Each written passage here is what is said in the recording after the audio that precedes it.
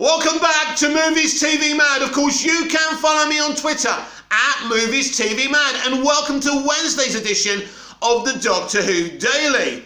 So, a little bit unrelated to Doctor Who, but yesterday it was announced that Russell T Davies would be writing a biopic about Noelle Gordon, who played Meg Mortimer in Crossroads. And listen to this, he's cast Helena Bonham Carter. Now, I don't really want to talk about that project, although I'm extremely excited because I'm old enough to remember Noelle Gordon, Meg Mortimer and Crossroads. So I'm so excited Russell's doing that. He actually just said on Instagram, just before it was axed, he was going to write an episode of Crossroads, and then he found out it was axed. So, but now and he's happy. He's happy he gets to write something about something that happens in the Crossroads Motel foyer. So, very exciting. But I'm here to talk about Helena Bonham Carter because this woman is A-list. Now, who would complain if she was cast as the Doctor, as the 14th Doctor? But let me ask you a deeper question. If she was cast as the 13th Doctor, who would have been complaining about the first female Doctor? In fact, shouldn't someone like Helena Bonham Carter be playing the first female Doctor? Wouldn't that have made more sense?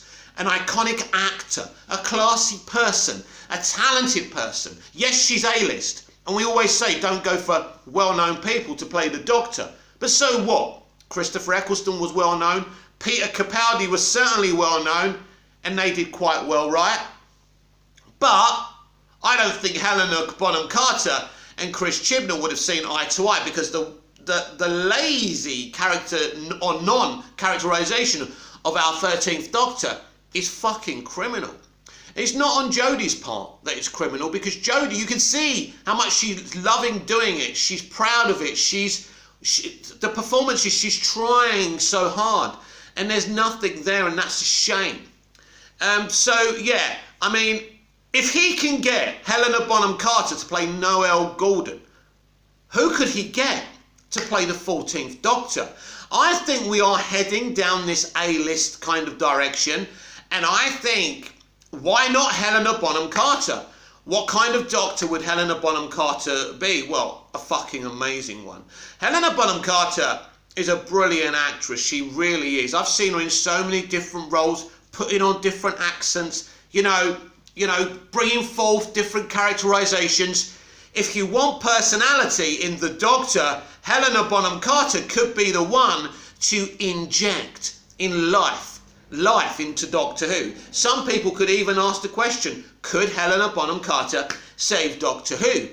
Some people don't think the Doctor needs saving. Everyone thinks everything, not everyone, but some people think everything in the garden is rosy, and some of us don't think that's the case. I certainly think where we are in the ratings now isn't where we were with Russell T Davies, but I don't even think Russell T Davies is ever going to get to what the 14 million The End of Time got. But who knows? Who knows? It's possible if he does the right stuff. Even in today's world, live viewers can be huge. In fact, live viewers are still, with big events, still quite huge. But it's those event moments. And The End of Time was an event. It was a historical event in television history. One of the most popular Doctors was about to leave, and one of the greatest writers in British television history was about to depart Doctor Who after bringing it back after all these years. So it was a historic moment. So there are many of the reasons why, The End of Time, I nearly said No Time to Die, but The End of Time had so many viewers. But I certainly think we need to be looking at these kind of A-list kind of performers, whether they're male, female, transgender, black, white, Asian, Indian, doesn't matter. It doesn't matter how they identify as. I don't give a shit about identity politics. I care about the right performer being put in the right roles and doing a great job and giving us the best Doctor they possibly can. That's where my agenda lies. All identity politics and conversations on either side about identity politics do these days is divide us, right? That's what they're supposed to do. Divide us, make us angry, get us triggered. Don't get triggered and focus on Doctor Who. Or focus on me. Look how beautiful I am today. Anyway, I know that's not true, but I'm joking. But the point being The point being that Helena Bonham Carter would be... look, if I could get Helena Bonham Carter as the Doctor, I don't give a shit what none of you are saying about a female Doctor. I would do it. This is beyond casting a female. This is Helena Bonham fucking Carter. I mean, even the name's fucking classy, right? I would do it now. I would do it now. She would be amazing. Now, some people say, well, Helena's probably... How old is Helena now? Helena's probably about my age now, right? Maybe slightly older. But Peter Capaldi, what was he? Was he 50 or something? I mean, 50 isn't old. Was he 60? I can't fucking remember. It's a long time ago now. But even then, people were going on about an older Doctor. I mean, Jesus Christ. It's not like they fucking cast the first 100-year-old actor to play the Doctor. That would be interesting, but I just don't think the person would have the energy and the fitness to play the role. There's a lot of running in Doctor Who, isn't there? Although, credit to Peter, he was doing a lot of running, wasn't he? Anyway, 50, was he 50 or 60? I can't remember now. Anyway, it's killing me.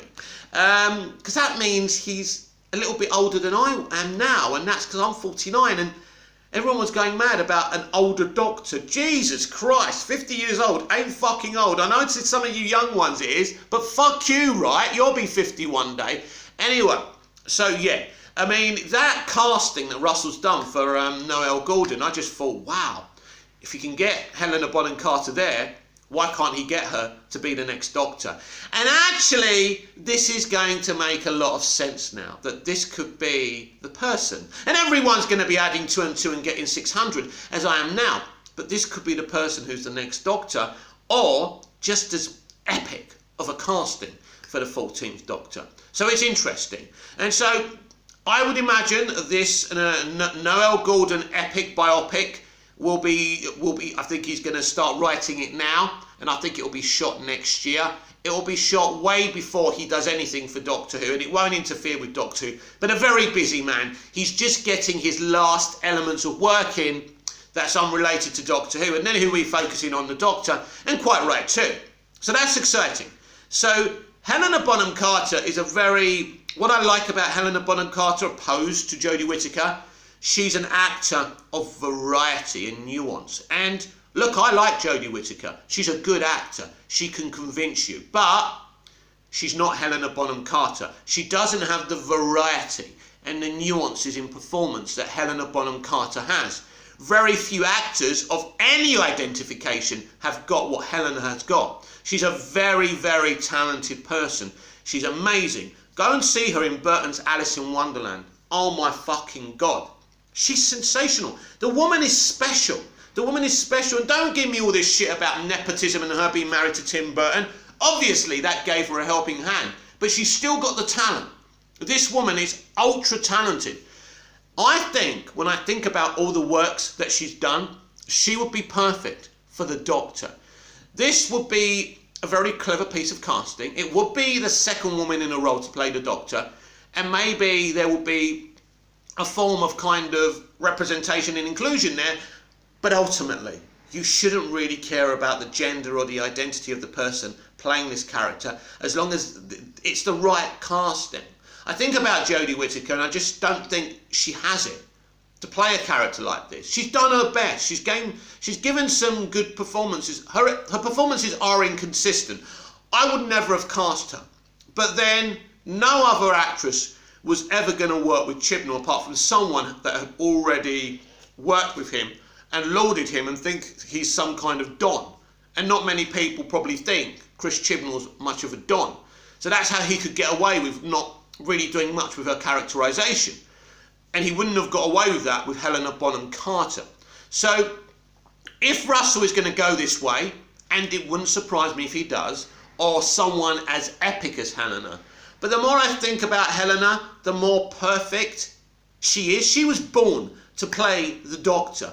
This is what I was saying when Jodie was cast. I was saying, Jesus Christ, imagine the women, the female artists out there who could have nailed this role. Because the Doctor is like a stage character in a way.